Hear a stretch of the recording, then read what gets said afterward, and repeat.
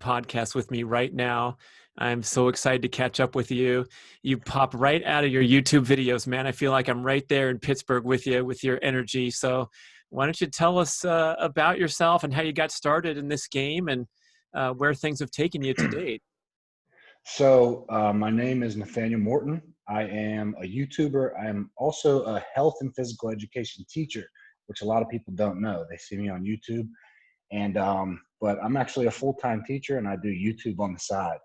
But I was a basketball player growing up my whole life, and that kind of got me obsessed with dunking a basketball and the run and jump and nade. I always wanted to jump high, and then I was a bodybuilder for a little bit, did a couple competitions. And after that, I started making YouTube videos. And then I found like Tony Robbins, David Goggins, Tom Bilyeu, guys like that. And that kind of made me push myself and kind of try to see how far I could take myself. And here we are. And that's how I guess you found me on that YouTube video of copying David Goggins' running law. Oh, we're definitely going to talk about that. That was some crazy stuff. But your basketball background. So did you play at a high school, college level? What was your game?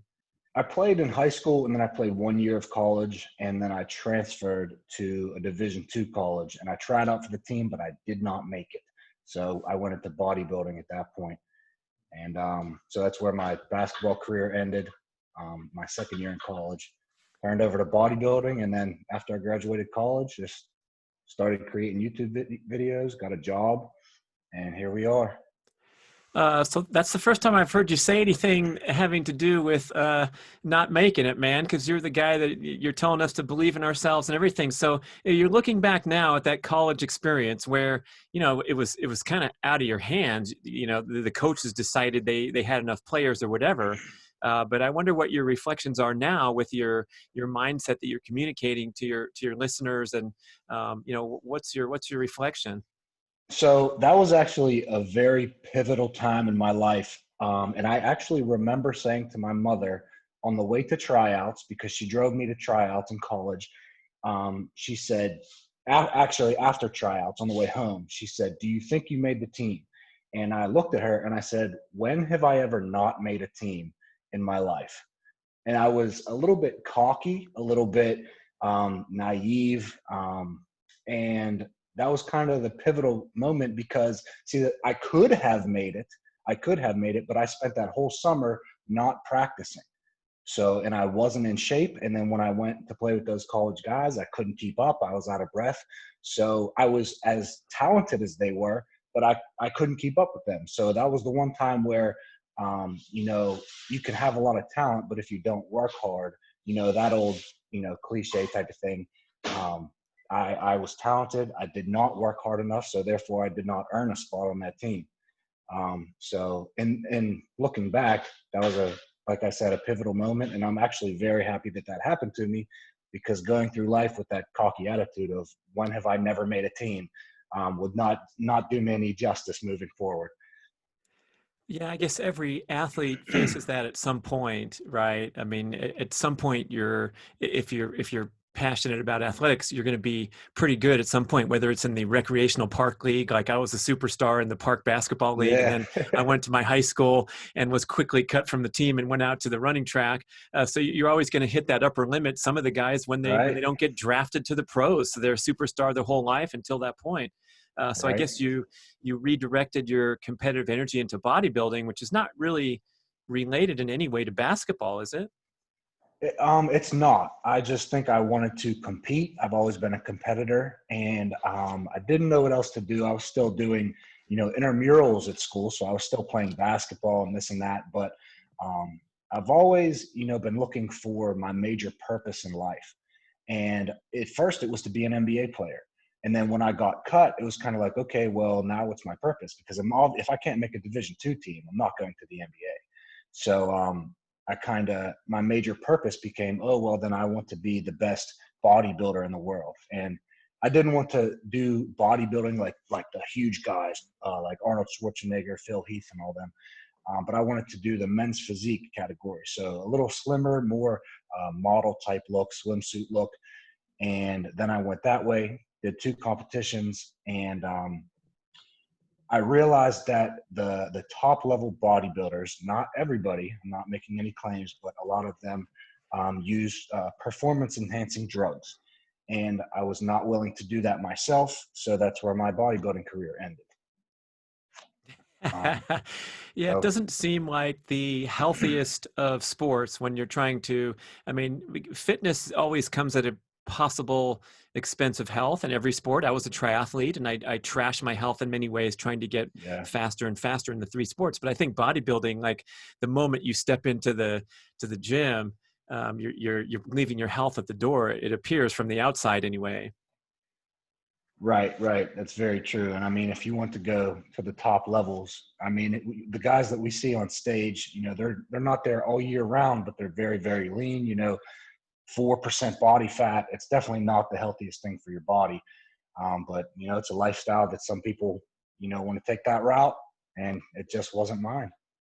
I mean, there's a lot of hard work involved. You got to give them credit, whether they're Oh, people on absolutely. steroids or not. I mean, that's what everybody in the lay person seeing these baseball players hit the home runs or the guys oiled up on stage. They're still working super, super hard. They're just getting some help. Correct, correct. And a lot of people say, if I was on steroids, I could do that too. And chances are you probably couldn't. There's a lot of hard work that goes into it. It's not just, you don't just take steroids and get to where they are by just taking steroids. Yeah, man. If I was on steroids and trained 5 hours a day, I could look like that too.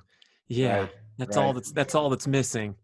Yeah. So then you went into the YouTube scene, and what got you to start making videos? What got me started making videos was watching other people's videos and taking a liking to them. I watched a lot of bodybuilders for a while, and like Rob Riches, Chris Jones, and a lot of those guys, and they had YouTube channels, and I really just connected with them. And I think YouTube became an outlet to just pour my energy and inspire and empower people, as many people as I possibly could.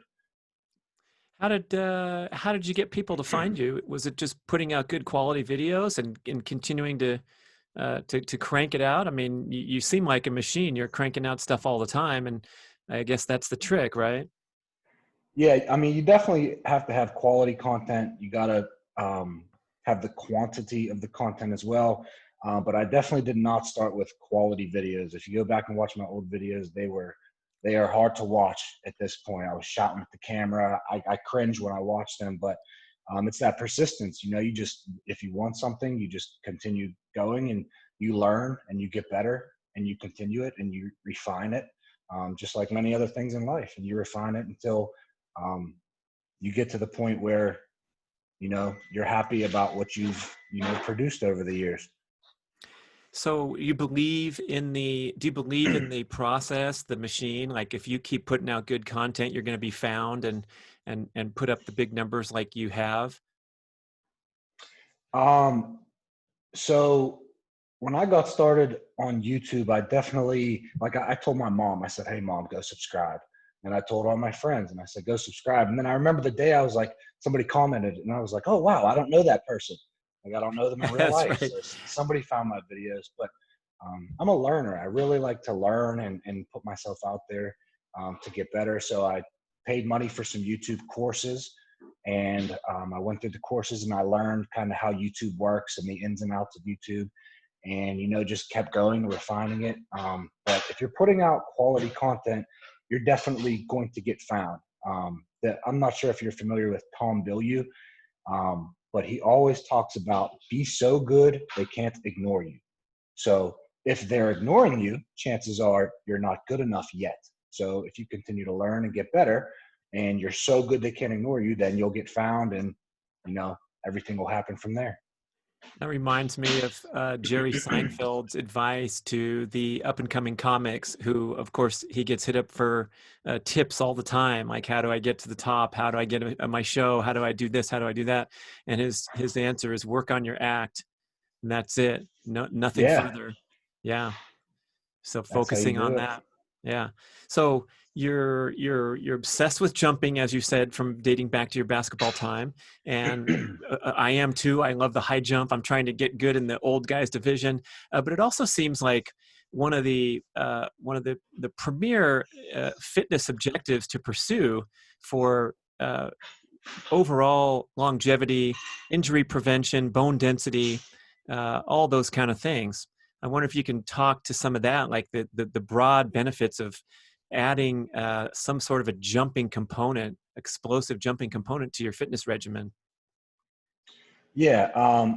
So I think it all comes down to your goals. My mother watches every single one of my videos, but she doesn't really care about jumping or dunking a basketball. So my mother definitely wouldn't go that route. However, I put stuff out, and she does. She's like, she'll message me, "Hey, I did the wall sits today," and I'm like, "Oh wow, she watched my video." But jumping and explosive power, I feel like if your goals lead to that, that's definitely a good route to go. As you said, the bone density, that they've done studies and found that jumping and running and things like that are actually good for the bones, whereas a lot of people think they are not good for the bones. So, I mean, if your goals, um, if that aligns with your goals, then I think definitely that's a good way to go as far as training. But if that's not where your goals are headed, I think you could still, get a good physique and accomplish your goals and be a very healthy individual without adding that jumping component. Um, so just because it's my obsession, I don't, it's very good for people. I don't think it has to be everybody's though. Yeah. What other fitness activities do you think are important for a general enthusiast trying to be healthy and stay in shape? One thing that I skip all the time and I need to get way better at is cardio. To have a healthy heart, to be healthy overall. I think cardio is extremely important, and I'm pointing that one out because that is probably my biggest flaw when it comes to fitness, alongside flexibility. Is that I don't do enough cardio, but I think that I would, and anybody would, be a much healthier individual if they added in cardio. And um, it doesn't have to be running 111 miles. It doesn't have to be running 3 miles. It doesn't have to be running. It could be, hiking. It could be biking. It could be kayaking. It could be whatever you want to do. But I think that cardio, getting your heart rate up, is extremely beneficial for somebody who wants to be a healthier individual. Well, shoot, if you finish one of your jumping videos, I guarantee you're getting a cardio workout. And Absolutely. yeah, Yeah. they're very Yeah. strenuous. So I'm going to give you a free pass for skipping the jog around the lake. Now, if there's Yeah. if there's somebody that's already going to the gym and doing the Stairmaster and watching their CNN for 45 minutes or riding on the bike, it seems like a lot of gym goers are exclusively doing cardio and missing out on any of the Correct. explosive stuff. So if some of those people are listening, what kind of introduction would you suggest to get them doing something ballistic, explosive, moving into a different realm of fitness? I really like shock pause jumps for beginners. It's where you drop off of a box, you land on the floor, and allow your knees, your bones, your joints, ligaments, tendons to absorb the shock of that force. And you start with a small box, like a 6-inch box. Drop off of that, land on the floor with bent knees in a good position, absorb that force, and then jump onto another box. So you drop down, that's the shock, and then you jump, that's the jump part. But you start with a 6-inch box, and then the next week you could try, a 10-inch box, and you can go to 12, and then continue on from there. But I think that's a very good activity. I think sprints are a very good activity and very underrated. Not many people do sprints. That is a very ballistic activity that's good and beneficial. Um,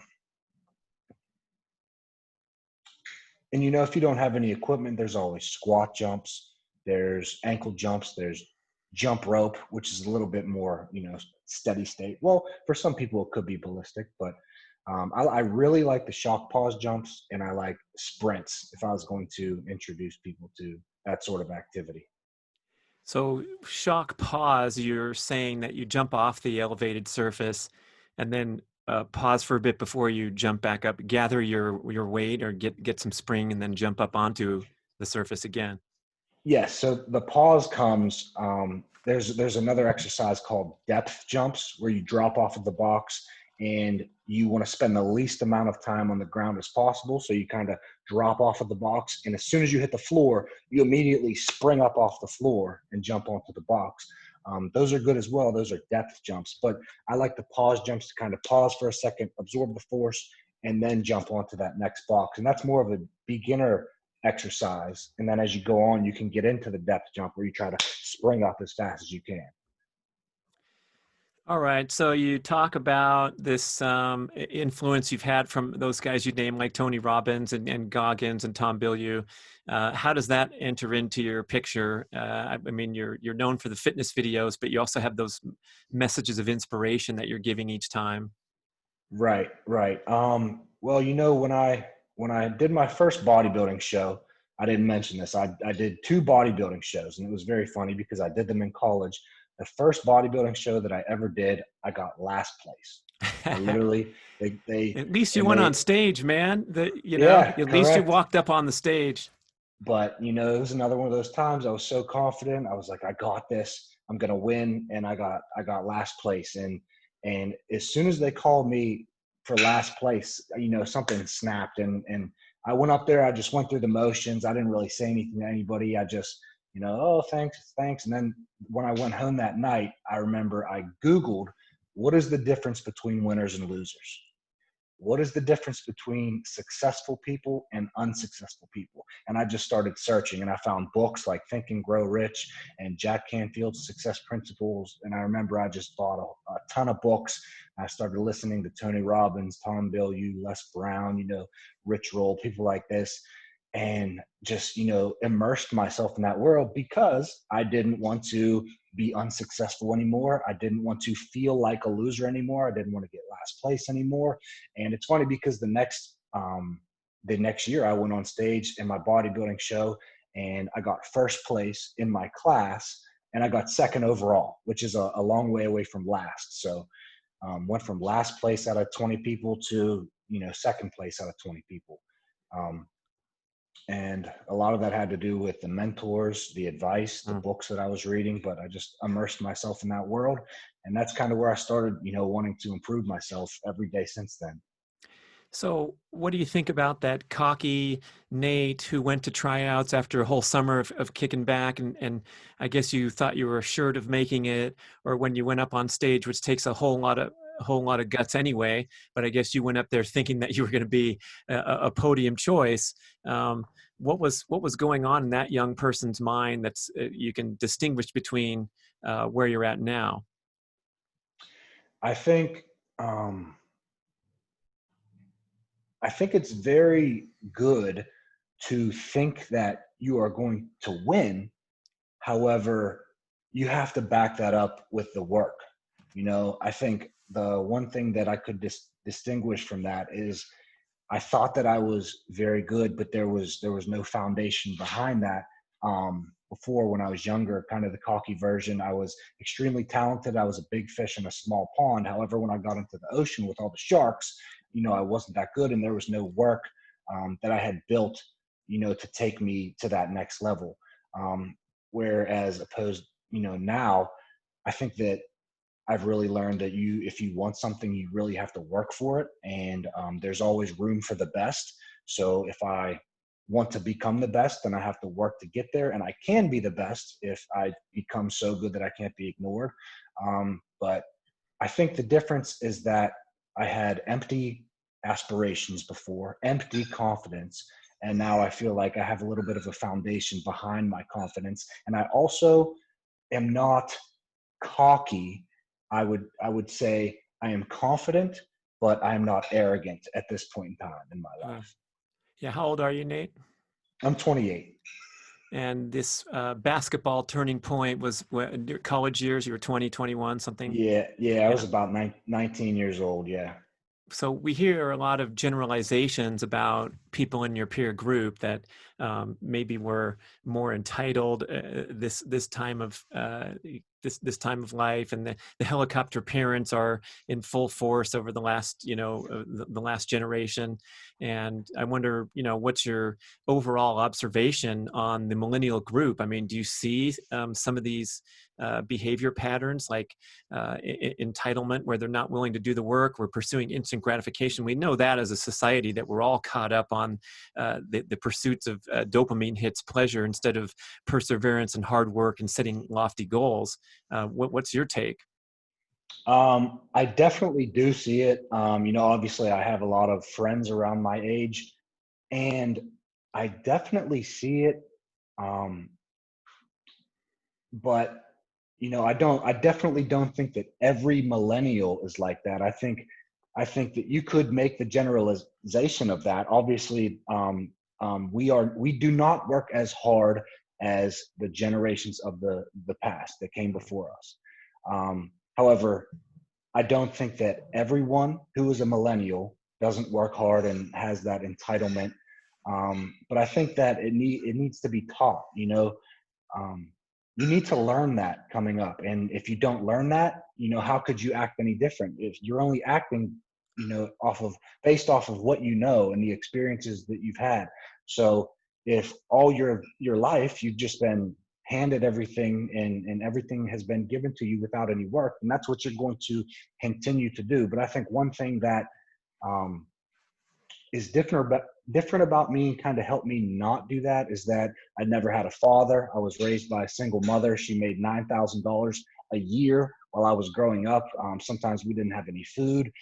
She taught me that if you want something, you need to work for it. Where we are right now is just the position that we are in. It doesn't have to be final, but if you want it to be any different, then you're going to have to take action and do something different in order to get a better result. So I think my mother, and I was a single and only child, so it was just me and my mom growing up. And I think that she's instilled all those lessons in me. I've seen her work hard, um, and but I don't think that every millennial is like that. But if you are never taught anything different, how can you act any different? Dude, your mom's she's got like 7 plugs so far on the show. She must be quite a lady. I think she's going to now have to listen to the recording. So shout out to Nate's mom. You sound like a great lady, and you put this son into the mix, and a lot of who you are and what comes out on your videos is probably thanks to mom, huh? It is, it is, and I'll definitely tell her to watch this. She does watch a lot of my stuff, but I think my entire life I was looking for that male role model. And I always kind of brushed my mom off to the side. You're not my dad. I was always looking for that father figure, like a Tony Robbins or a Tom Bilyeu, or somebody to kind of teach me how to be a man and teach me how to act.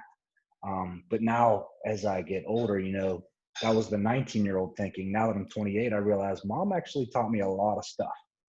You know. So one of the reasons I was drawn to you is that, extreme energy, intensity, positive attitude. And the thing that really, uh, you know, blew my mind was this story of picking up the David Goggins inspiration. And so I think you should set the tone for the listener of how this challenge came to form in your mind, and how it went. And we're gonna look at all sides of this angle, man, because I want to know, like, what you learned in 4 different directions too, because the perseverance and all that stuff's pretty awesome. But let's get into this story here. Okay. So I can't miss out that I ran cross country in high school, because that's huge, because that set the mindset of when you start running and you have a destination, you don't stop until you make it to that destination. So that kind of set the stage, and it taught me that you might be tired, but if you keep going, you're going to make it. You're not going to die. Um, so that's where the stage was set. But then I found David Goggins from Tom Bilyeu's interview. Tom Bilyeu's he's my hero. I've mentioned him a bunch of times. That's probably the man that I want to be like most in life, is Tom Bilyeu.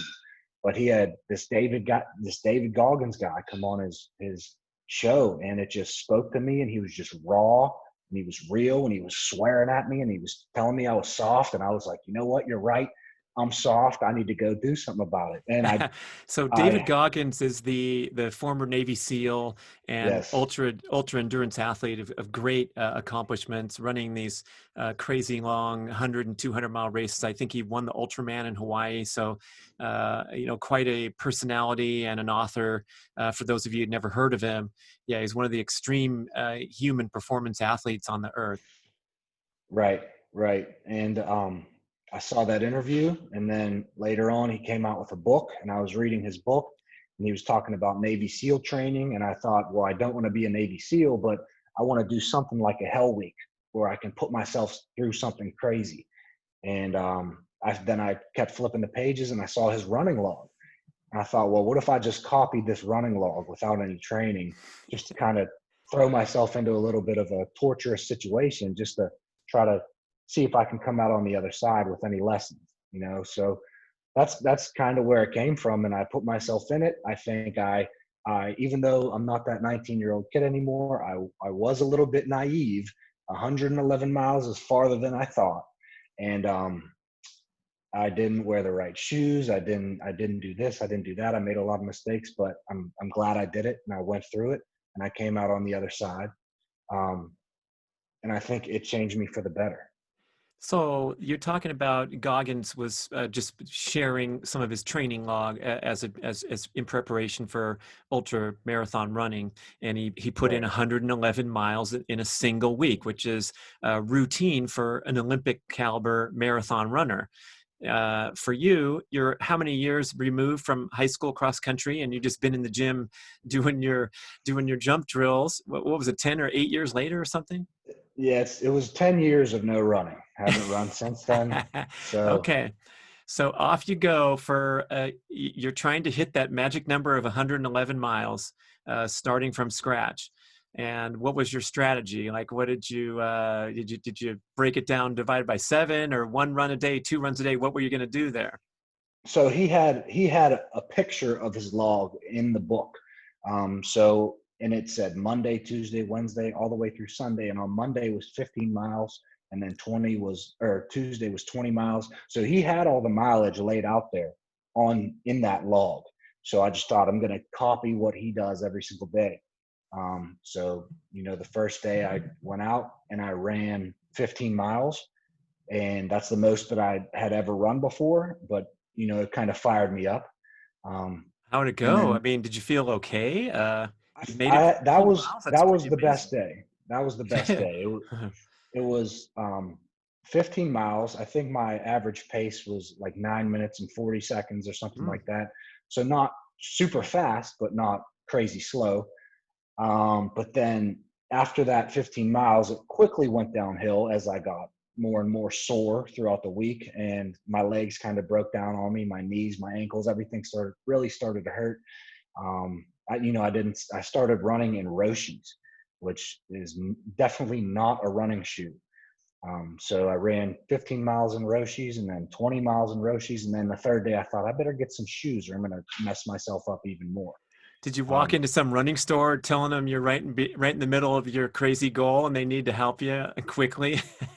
I did. I walked in there after the 20-mile run. I thought, Oof. okay, I need to do something.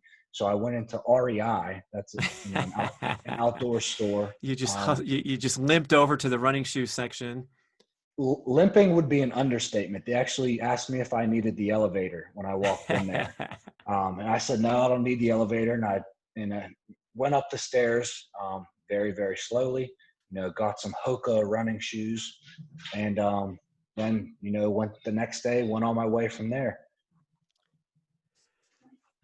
So at a certain point, I mean, I've done these 20. I did a 24-hour relay in high school where you had to run a mile on the hour, and at a certain point, all your muscles lock up, and I couldn't continue. And that's happened to me on long runs too. And I know you hit that point where you're getting out of bed on Wednesday or whatever day, and you can barely move. So take me through those mornings when you wake up and go, hit the alarm and use a David Goggins vocabulary term, and then lace up those shoes. That definitely happened to me. It definitely happened. I would wake up hoping that I felt better, and I would not feel better, and I'd be extremely stiff. And it took me about 2 or 3 miles of a very awkward looking run to even like get my knees to bend properly. Um, so and after that 2 or 3 miles, I would kind of warm up a little bit. And I mean, it was very painful. Every step was painful. But every single step you have a choice. You can keep going or you can stop. And the funny thing is, it was very funny because if I stopped, it wouldn't really hurt anymore. The pain would go away. So in my head, I knew you could just stop and all the pain will just go away. You can just stop this entire thing.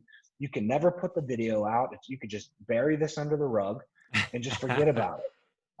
But every step hurt, but every step was a choice. And, I chose to keep going, and you just go and go and go. And it's only a week of my life is what I told myself. Yeah. I mean, It's, you said it's that on the just a week. video. That was great.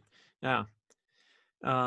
So you must have had to remind yourself of that many times during the week. And did you ever think about wrapping it up because you were possibly getting injured or doing damage to your body? Did any of those thoughts go through your head? Definitely. I thought for sure that I had stress fractures. I thought my legs are broken. The last couple of days, and I actually went and I got an X-ray when it was finished, and they said no, they're just really really terrible shin splints. We would advise you to stop running immediately. And I was kind of upset. I was like, I wanted to tell people that I was running on broken legs like David Goggins. However, I was not. They were just very bad shin splints.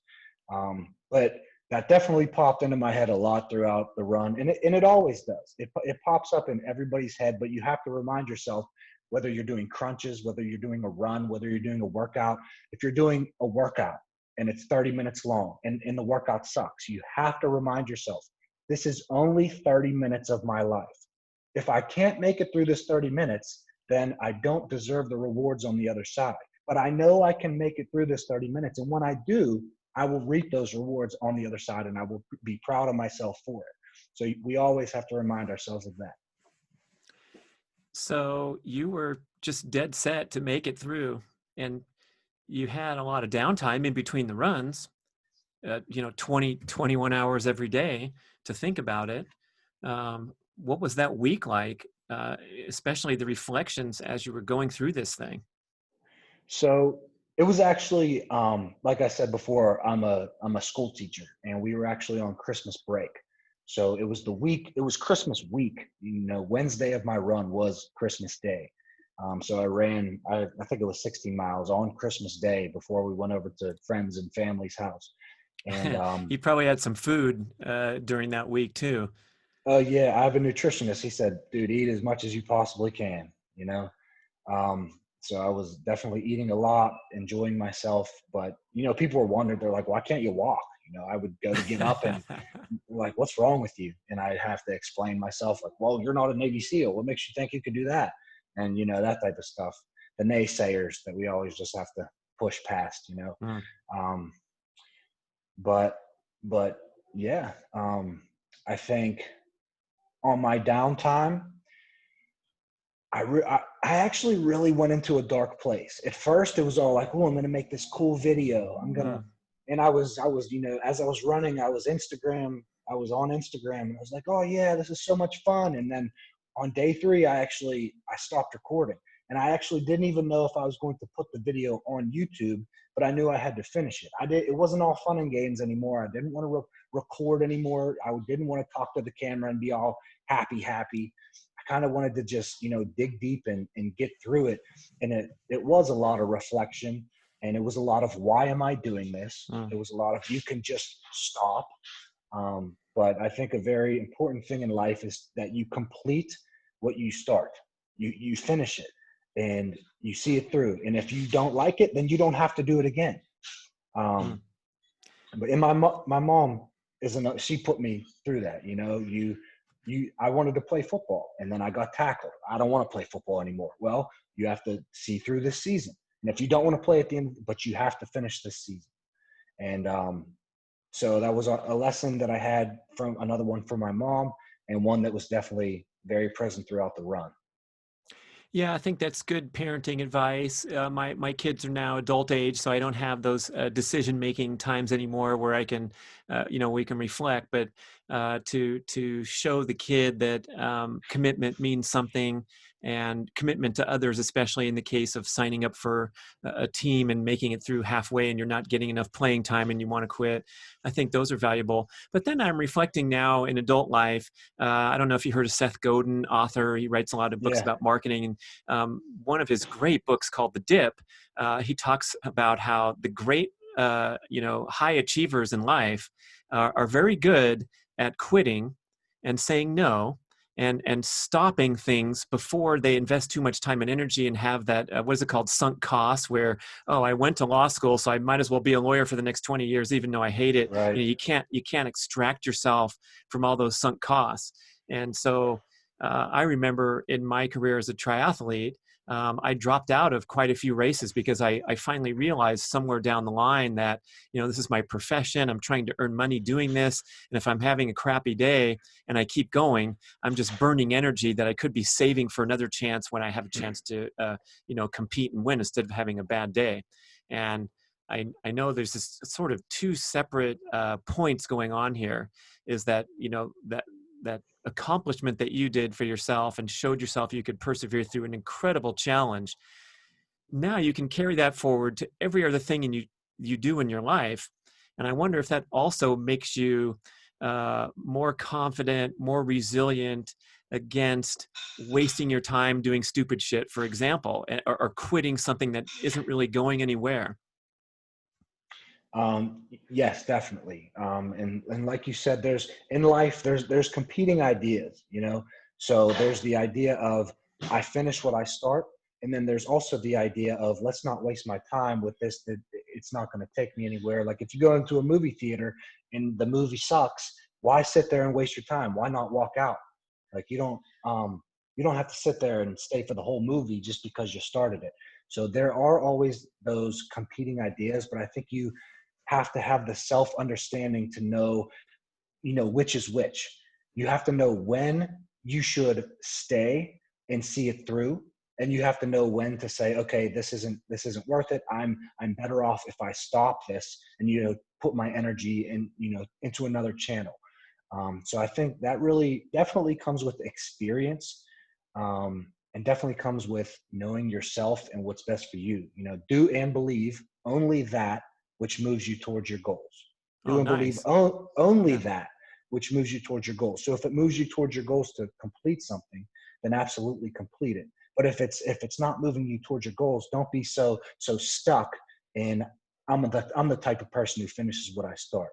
So at the top of everything is do and believe only that which moves you towards your goals. And that's not mine, that's Tom Bilyeu's. So I stole that from him. So shout out. Yeah, very well said. I like that. I like that. That kind of solves the riddle. And you said earlier in the show, and you say in your videos, that temporary uh, sacrifice, the discomfort of completing a difficult workout. You mentioned the reward on the other side. And so if there's no reward on the other side, like you don't Right. really care whether you get fit or not, then it's like, all right, then don't show up at the gym, right? So I think that's good to Right. get that clarity. And hopefully, geez, if we don't have that, like we're in a lousy job where we don't see where it's headed and we don't like it. There's a good example of, saying, hey man, why don't you move on? Right. Relationship, whatever it is. Yeah. Right. Right. Another thing that Tom Bilyeu says that, I'm stealing everything from him, but he's been such an impact on me is um, success is how you feel about yourself when you're by yourself. So for me, if I were to start something and I know I should finish it, but I don't finish it, then deep down I'm going to feel badly about myself because I want to be the type of person who completes what I start. But so it's those two things. It's do and believe only that which moves you towards your goal. But even more than that, you have to feel good about yourself by when you are by yourself. So if you don't feel good about yourself because you're in that job or because you're being a lawyer, then why would you go and be a lawyer for 20 years when it's all about how you feel about yourself? when you are all alone, when the lights aren't on you, when you're not doing a YouTube video, when you're not in front of other people watching you, how do you feel about yourself? So Hmm. I think that's most important. I wonder if that relates to today's social media glitz and the airbrush society that we live in, where it's just, you're nobody if the camera. I mean, look at the Kardashians. The camera's on Yeah, their entire life. Or, yeah, that's good. Yeah. How do you feel when the lights turn off? Yeah. right. Okay, so this 111-mile week, that means you had to run what, 16 point something every single day. Right. So now you're getting to day 6, day 7. It looks like you're going to make it. Tell me about that final run, and then crossing that Oh, finish line oh. in the park or wherever you were, probably by yourself or with a small support crew. That must have been a fine moment. So the final run was, and I made a few, videos on it as I was going, but that was the most pain that I have ever been in my entire life. That was completely torturous for me. And I think that's the best thing that could have happened to me. But as I was going on that final run, which was, I'm not going to lie to everybody, it was a walk. I wasn't running. I could not physically run anymore. My knees would not bend. I had knee sleeves on because my knees hurt so bad. I had duct tape my ankle so my feet couldn't flex because my ankles hurt so bad. My butt hurt, my hips hurt, my lower back hurt, everything hurt. And what made it even worse, or should I say even better, was I had a jacket on, a rain jacket, because it was raining. And 2 miles in, the sun comes out and the sun starts shining. The rain clouds go away. It's a beautiful day. So I take my rain jacket off and I throw it off on the side. I say, I don't need this anymore. So I had just a hoodie on. And then another mile later, it starts pouring. And it rained for the next 3-4 hours. And it just rained, and I was soaked and I was cold and I was shivering. And it took me 6 hours to complete the last run. I think it was 19 miles or something like that. And it was pure torture. I almost cried. I'm reliving it as we're going right now. But as a grown man, I was literally whimpering and almost crying because my body hurt so bad. But then when I finished, it was just like, I'm done. The week is over. I completed it. I set a goal. I finished that goal. And now whatever I want to make of this, I at least have a story. If I want to make a YouTube video, then I have a YouTube video. But I ended up making that YouTube video, and now my video is on the internet for all to see for the rest of time. And I just had to go through that 1 week of that challenge to get there. And I made it through, and I was very proud of myself. What about your body? How long did it take to recover? Like, when did you do your next dunk or, or fitness Yeah. ambition that was back to normal? So I actually have a knee rehab program. From dunking so much, I messed my knees up a couple years ago, and so I created a knee rehabilitation program, and I actually went through my own program of rehabilitating my body back to the point where I could dunk again. But it took a month. It took 3 weeks to feel mostly normal. But it took a month to be at the point where I was like, okay, let me try to jump again. So for But 3 weeks, you were limping. I mean, not walking normally. right, it was the shin splints that were the worst. I couldn't fully flex my left ankle for the 3 weeks, and that was that was probably the worst part. And if I would walk, like if I would extend my stride too much, I would get like a pinching pain in my ankle. But definitely could have messed my body up if I kept going. Naive about, starting without any training, but good. I mean, luckily I did not get hurt. Well, that was the challenge that you put forth. So, it's pretty cool. I mean, you could have trained for a year and then tried to run a single 100-mile race or whatever. It would have been fine. I mean, a lot of people do that, but the uniqueness of your challenge, I think, is part of the beauty too. But 2 months, 3 months down the line, would you declare yourself 100%? You came out of this thing okay? Oh yeah, absolutely. I would, That's because you're I would 28, say, man. If I tried it, there would be yeah, no turning back. Oh, yeah. mercy. But Oh, even that's at good. 28, I can feel I'm not 18 anymore. You know, I do these jumps and the next day I'm like, man, I'm sore. Wow. You know, I can't just go in and just dunk on my first jump. Got to warm up first. So it's different. And I'm sure it's going to continue to get different as I grow. Yeah, warming up's great for anybody. I love it. So, what was the response like? Was it universal acclaim, celebration, or did you get some negativity, some naysayers after saying that's stupid? Like, we hear that so much when you Oh, engage with yeah. someone in the general public, and they find out you're doing, you work out 2 hours a day in the gym, and they say that's stupid or whatever. So, what was kind of the feedback like? So the feedback, it was, I actually, I have the ratio on my YouTube video. It was 94% likes and then 6% dislikes. That was the likes. Yeah. But then when it came to the comments, it was probably the same. 94% of people were, that is so great. I'm so inspired. I'm going for a run right now. Such a good Hmm. message. But then there was the 6% who were saying, you're such an idiot. That was so stupid. You could have hurt yourself. I advise that nobody follow what this guy is doing, you know, things like that. And I even had people say that I faked the run. They, they said, No you're way it's not even possible. you're not even sweating after that 20-mile run. You faked it, blah, blah, blah. And I was responding back for a while, you know, saying I didn't fake it. Look, after that 20-mile run, I went to the gas station to buy 2 bags of ice. Then I drove 10 minutes back to my house. Then I set up my camera. It's December. So after that, when I finally started recording, after that 45-minute period, no, I was not sweating anymore. But after a while of, you know, saying that same thing over and over, actually, are you familiar with Gary Vaynerchuk? Sure. Yeah. So I subscribe to Gary's text messages where he just sends out random texts, and he sent out a text that really resonated with me that said um, something along the lines of never fight aggression with aggression, fight aggression with kindness. So all those people who were being aggressive and negative, it was just a chance for every single one of those was a chance.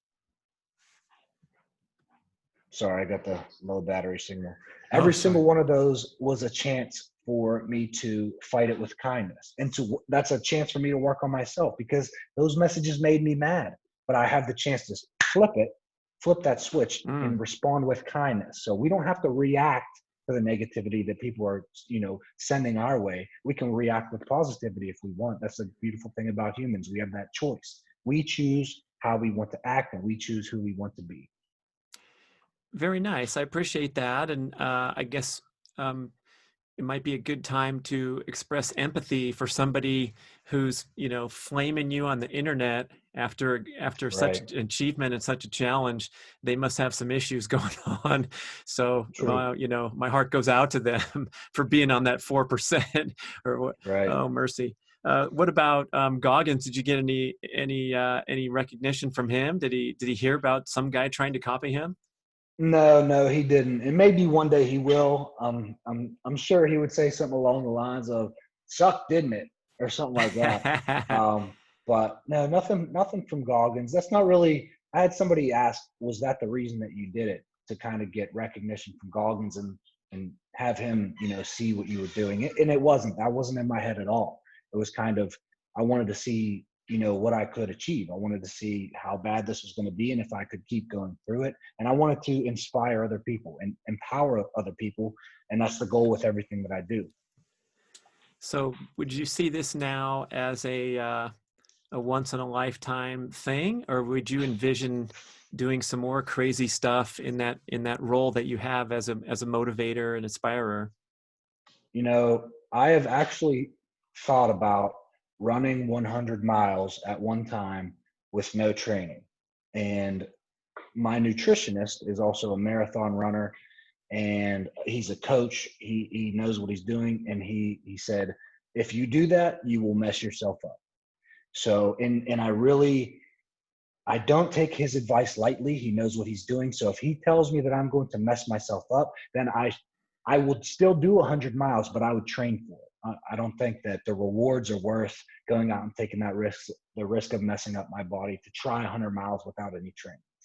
Um, but I definitely definitely see myself continuing to push myself in the future. I take cold showers every day just because I want to, we were talking about millennials, and I want to, the ability to not want to do it, but still do it. That goes so far in life. So every time I go to take a cold shower, it's like, I don't want to do this, but if I can get myself to start doing the things that I don't want to do, whether it's a cold shower or a workout or a run, or I hate to do abs, I hate core, just go ahead and do that.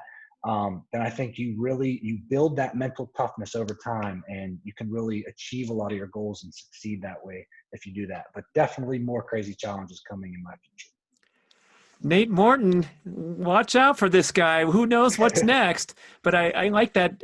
That's a great finishing comment, because the little things that we do every day, those add up to be tremendously important, just as much as running the 111 miles a week is the person who gets up and, the representation. I'm a big cold plunge enthusiast. You can see my video of jumping in the chest freezer every day.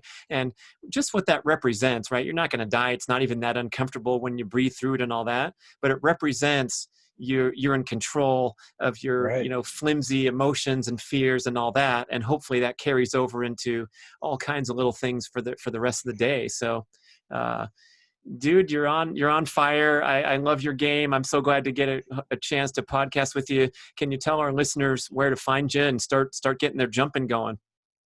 Yeah, I'm on YouTube. Just search Nathanael Morton. I'm on Instagram, Nathanael Morton, and I have a website, nathanaelmorton.com. And on my website, I actually give 1 month of free access to all of my fitness programs. So you can go on there. You can check out all my programs for free. If you don't like it, you can unsubscribe. It won't cost you any money. Or I give a lot of my stuff out for free anyways. But if you message me, I would love to connect. Nathanael Morton on all platforms. AEL, like, NATHANAELMORTON, and yeah, an extra N on Instagram or something. yeah, Yeah, two ends. just to throw down an extra N at the end of your workout. Yeah, I couldn't get the one in. I know. Somebody Who else is had that it. guy So that took your name, right, man? We got to it find is. him. Yeah, We'll challenge him. Yeah, yeah. yeah. All right, good stuff coming at you from Pittsburgh. Go find this guy on YouTube. You'll have all kinds of fun. Keep doing what you're doing. Thanks, Nate. Thank you so much, Brad, for having me on. Da, da, da, da, da, da.